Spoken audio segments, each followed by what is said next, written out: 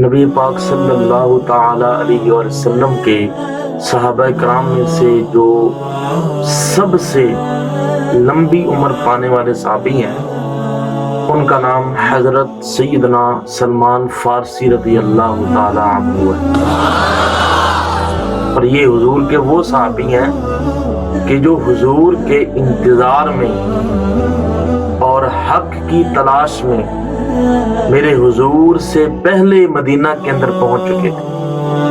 حضور تو ہجرت فرما کے بعد تشریف لے کے گئے، لیکن حضرت سلمان فارسی رضی اللہ تعالیٰ عنہ حضور کے انتظار میں حضور سے پہلے ہی مدینہ کے اندر پہنچ چکے ہیں اور حضور کا انتظار ہے۔ تو آپ وہ واحد صحابی ہیں کہ جب گھر سے نکلے تھے حق کی تلاش میں تو آپ بالکل نوجوان تھے، کوئی زیادہ پکی عمر کے نہیں تھے، بلکہ کوئی 15-20 سال کی عمر تھی حضرت سیدنا سلمان فارسی رضی اللہ تعالی عنہ کی۔ لیکن جب تک حضور تک آپ پہنچے تو اس وقت تک آپ بوڑھے ہو چکے تھے۔ اللہ اکبر، یعنی حق کی تلاش میں آپ جب گھر سے نکلتے ہیں تو تب آپ ابھی جوان ہیں، نوجوان ہیں، اور جب حضور تک میرے حضور کو تلاش کرتے ہوئے حق کو تلاش کرتے ہوئے جب حضور کے پاس آپ پہنچے ہیں اس وقت تک آپ بالکل ضعیف اور بوڑھے ہو چکے ہیں۔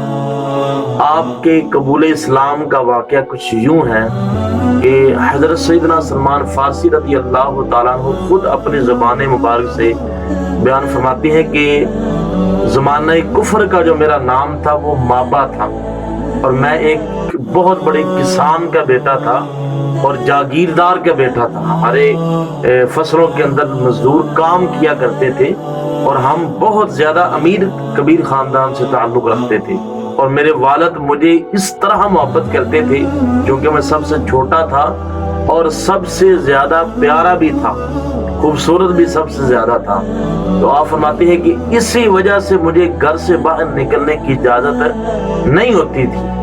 جس طرح ایک لڑکی کو گھر کے اندر رکھا جاتا ہے اور اسے گھر سے باہر نکلنے کی اجازت نہیں دی جاتی، ویسے ہی مجھے بھی گھر سے باہر نکلنے کی اجازت نہیں تھی۔ اور آپ فرماتے ہیں کہ چونکہ ہم مجوسیت سے تعلق رکھتے تھے، مجوسی تھے، آگ کی عبادت کرنے والے تھے، اور آپ فرماتے ہیں کہ میں بھی مجوسیت کے اندر اس قدر مگن تھا اور اس قدر شدید میرے دل کے اندر مجوسیت تھی اور کوٹ کوٹ کے ڈالی گئی تھی کہ میں کبھی آگ کو بجھنے نہیں دیتا تھا، کبھی بھی آگ کو بجھنے نہیں دیتا تھا۔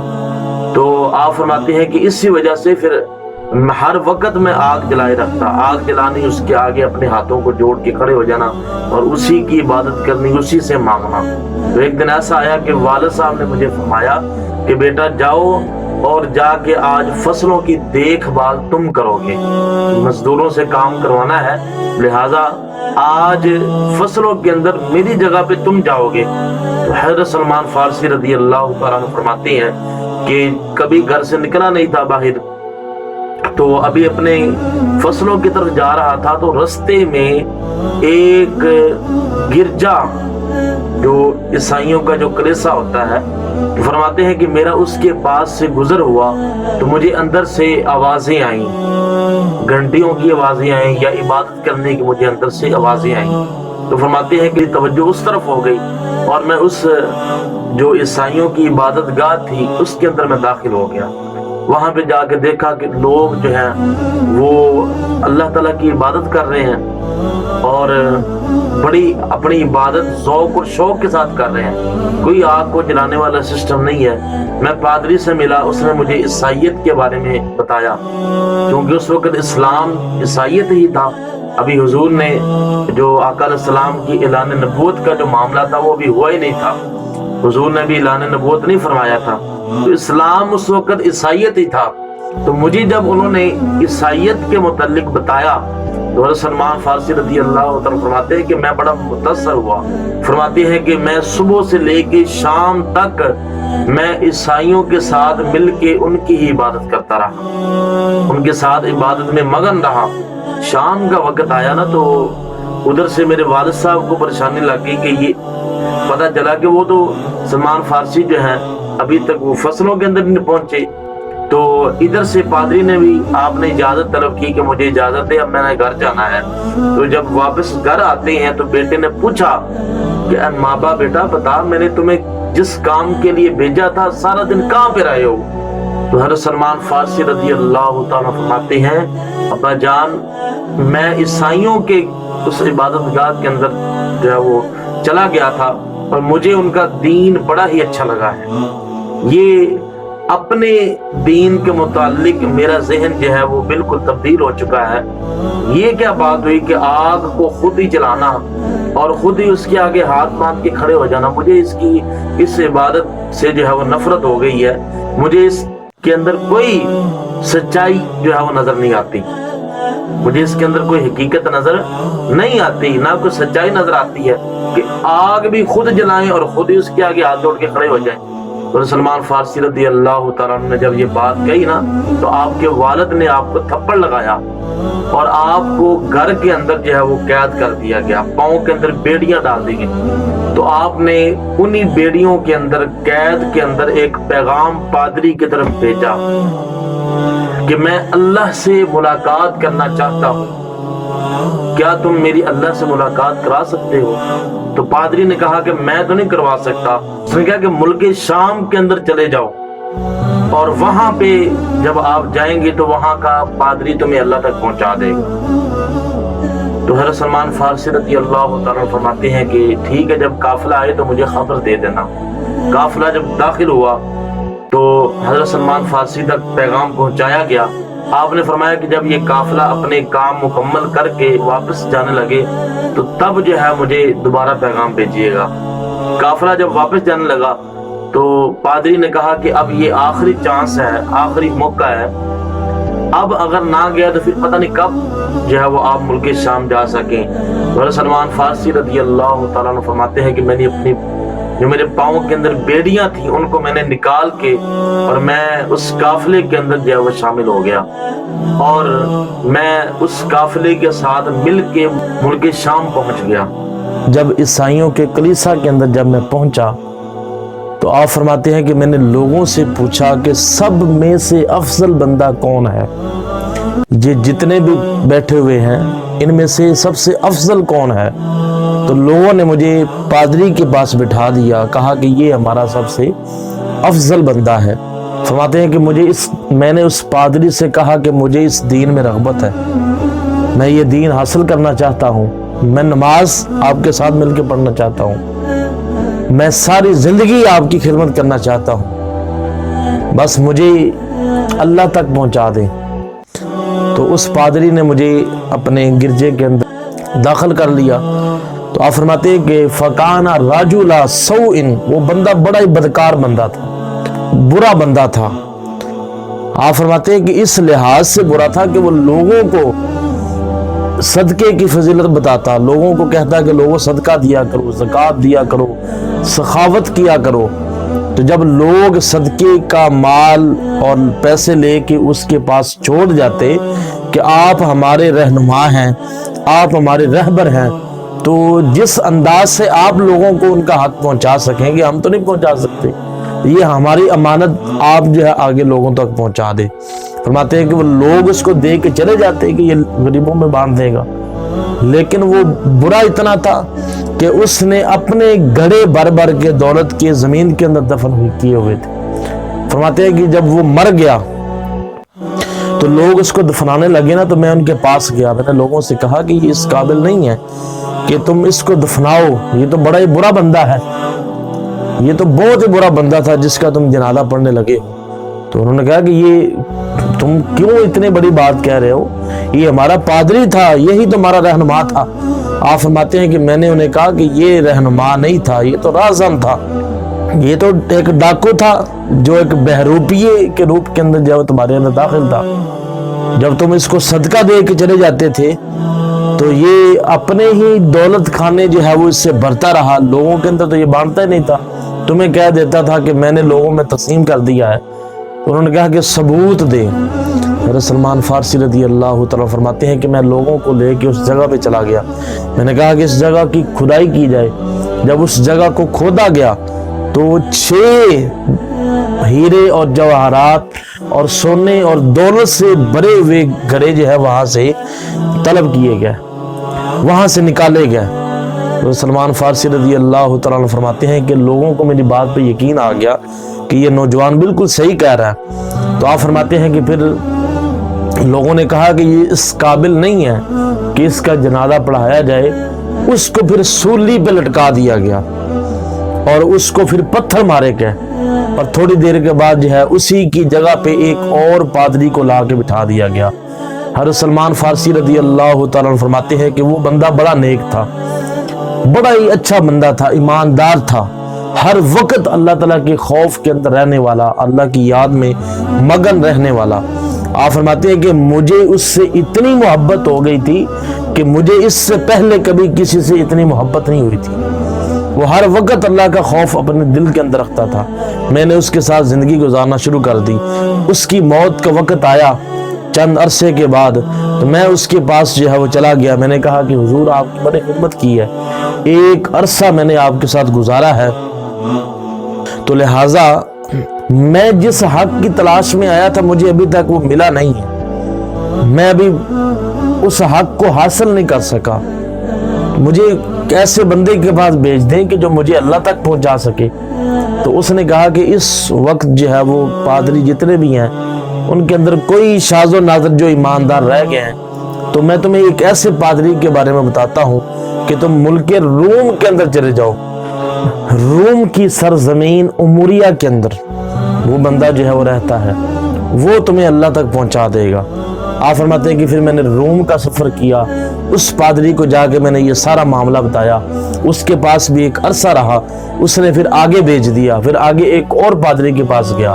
फरमाते हैं कि ये सारे ईमानदार थे, वो पहला सिर्फ मुझे बेईमान मिला था। आप फरमाते हैं कि जब आखिरी पादरी मरने लगा ना, मैंने कहा कि हुजूर सब ने मुझे किसी न किसी के पास भेजा है, आप भी मुझे किसी न किसी के पास भेज दे। तो उसने कहा कि मेरे इल्म के मुताबिक अब कोई ईमानदार पादरी इस दुनिया में नहीं है, अब तुम्हारा किसी के पास जाने का फायदा नहीं है। वो सारे के सारे दीन के अंदर तहरीफ कर चुके हैं और दीन को बदल चुके हैं, किताबों को तब्दील कर चुके हैं, लिहाजा तुम्हें उनसे कोई खुदा के मिलने की उम्मीद नहीं है, उनसे तुम्हें खुदा नहीं मिल सकता।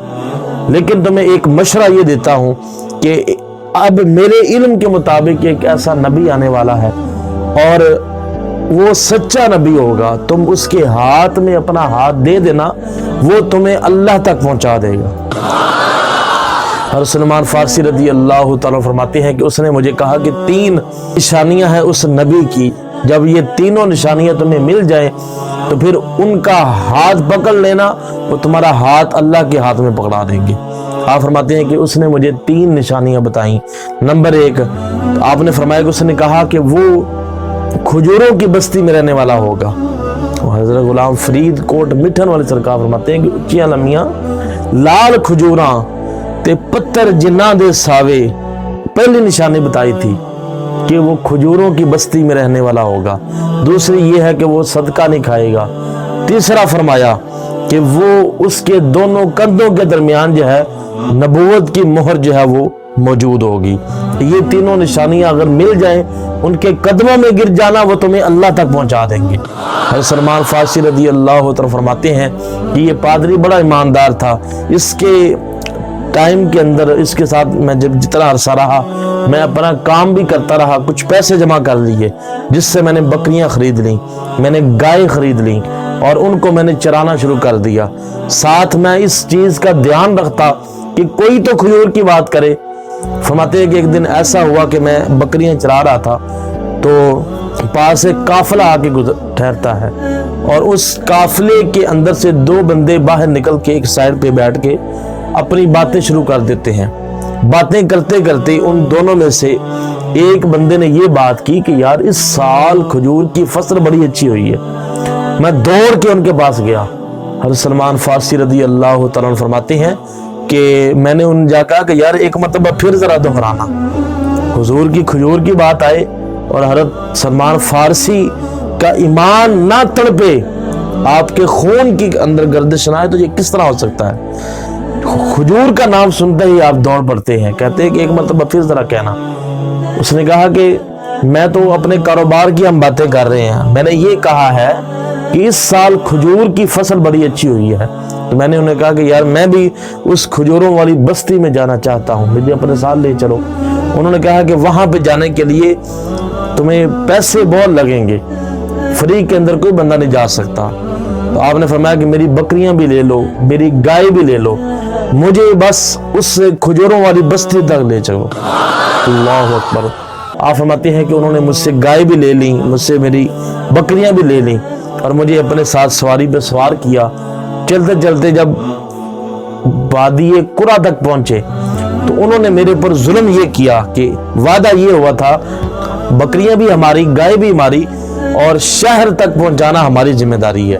لیکن فرماتے ہیں کہ ابھی چند ہی دور ہم پہنچے تھے وادی قرا تک، تو انہوں نے میرے پر ظلم کیا اور مجھے وہاں پہ فروخت کر دیا۔ انہی کے چچا زاد بھائی جو مدینہ کا رہنے والا تھا، اس نے مجھے خرید لیا اور اپنے ساتھ حضور کے شہر مدینہ کی طرف سفر شروع ہو گیا۔ اللہ اکبر۔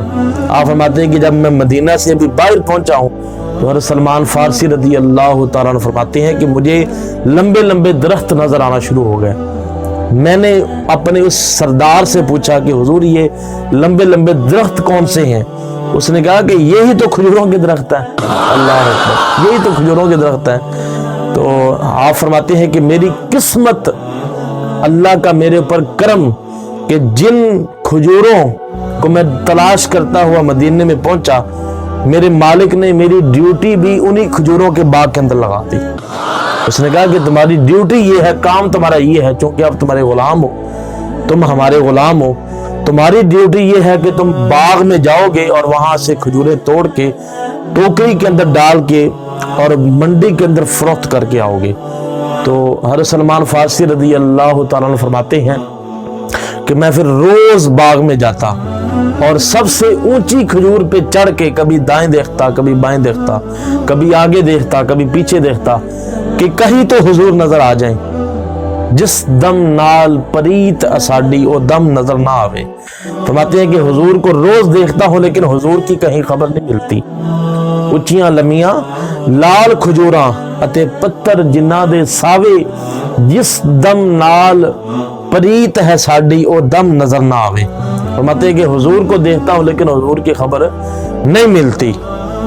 اللہ اکبر۔ آپ فرماتے ہیں کہ ایک دن کھجور، سب سے اونچی کھجور پہ بیٹھا ہوا تھا میرا مالک، میں کھجوریں توڑ کے نیچے پھینک رہا تھا، مالک اٹھا کے ٹوکری میں ڈال رہا تھا۔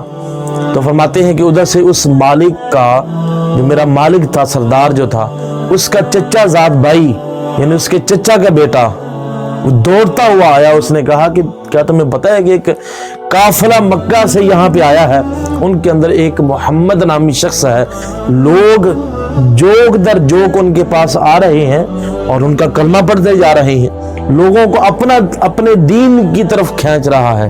تو سلمان فارسی رضی اللہ تعالیٰ فرماتے ہیں کہ میں اس وقت کھجور کے سب سے اونچے درخت پہ بیٹھا ہوا تھا۔ جب حضور کا نام سنا تو ایسا محسوس ہوا کہ جیسے ابھی میں کھجور سے گر جاؤں گا۔ اللہ اکبر۔ فرماتے ہیں کہ میں نے اپنے آپ کو سنبھالا، کھجور سے نیچے اترا اور میں نے جا کے اپنے سردار سے کہا کہ حضور اپنے اس چچا زاد بھائی سے ذرا کہیں ایک بار پھر یہ بات دہرائے۔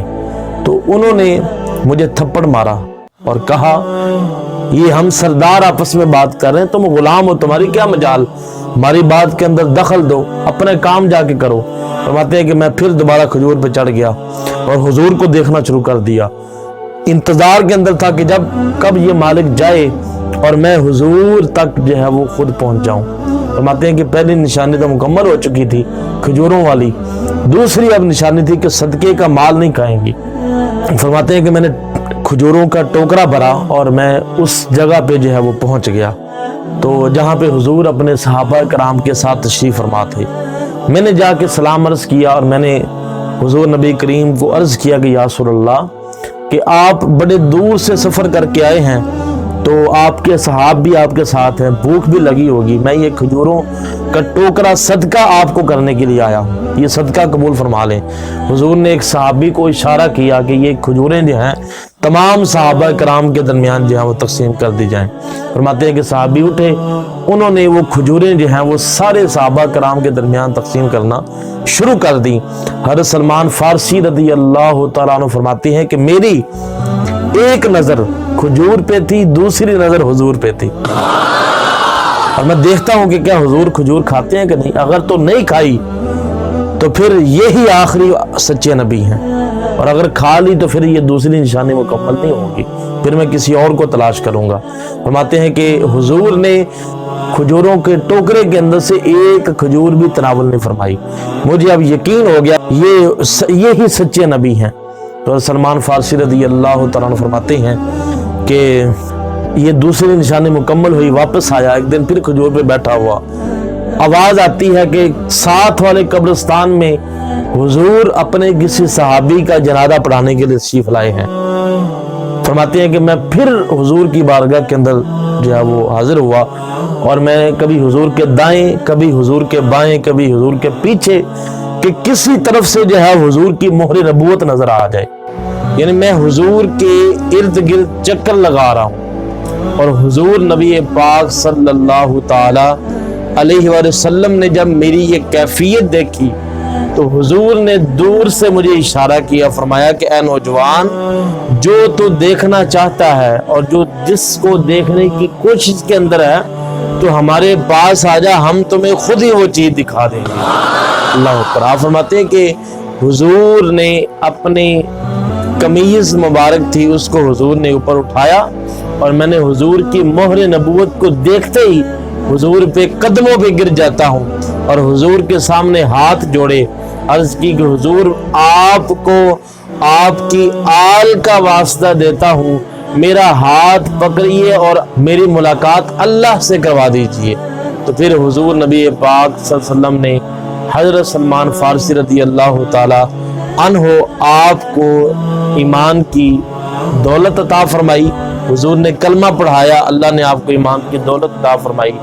तो ये हजरत सलमान फारसी रज़ी अल्लाह ताला अन्हो आपकी ये शान है, आपकी अजमत है, आपकी ये खुसूसियत है कि हजरत सलमान फारसी रज़ी अल्लाह ताला अन्हो, इनके लिए हुजूर ने अपनी मोहर नबूवत को नंगा फरमाया। अल्लाह अकबर। और ये क्यों ना होता, ऐसा होना ही था कि इन्होंने हक की तलाश के अंदर अपनी सारी जवानी जो है वो खत्म कर दी। घर से चले थे तो एक नौजवान थे, फिर जवान हुए, फिर इतने साल तक बाहर रहे, जब तक हुजूर के पास पहुंचते हैं तब तक बूढ़े हो चुके थे। तो हज़रत सलमान फारसी रज़ी अल्लाह तआला ने दीन की खातिर कुर्बानियां दी हैं, और ये कुर्बानियां अल्लाह को पसंद आई, और अल्लाह ने अपने महबूब की मोहर नबूवत उनको दिखा दी। ये हज़रत सलमान फारसी रज़ी अल्लाह तआला अन्हु आपकी खुसूसियत है। हम कहते हैं कि हम नमाज भी ना पढ़े और सीधा जन्नत के अंदर चले जाएं, तो इस तरह नहीं होता।